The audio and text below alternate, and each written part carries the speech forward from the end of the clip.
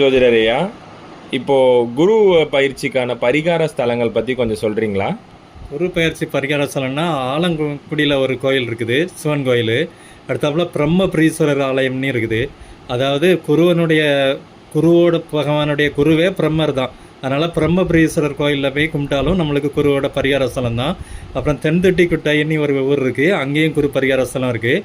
முருகர் கோயில் இருக்குது திருச்செந்தூர், அவரே குருவாக இருக்கார், ஏன்னா அதுவும் ஒரு குரு பரிகார ஸ்தலம் தான். அடுத்தாப்புல சென்னை வாசிகள் எல்லாம் நம்ம பாடியில் சிவன் கோயில் பக்கத்தில் ஒரு கோயில் இருக்குது, திருவள்ளித்தாயம் அப்படின்னு ஒரு சிவன் கோயில் இருக்குது. அந்த கோயிலில் போனாலும் அதுவும் குரு பரிகார ஸ்தலம் தான்.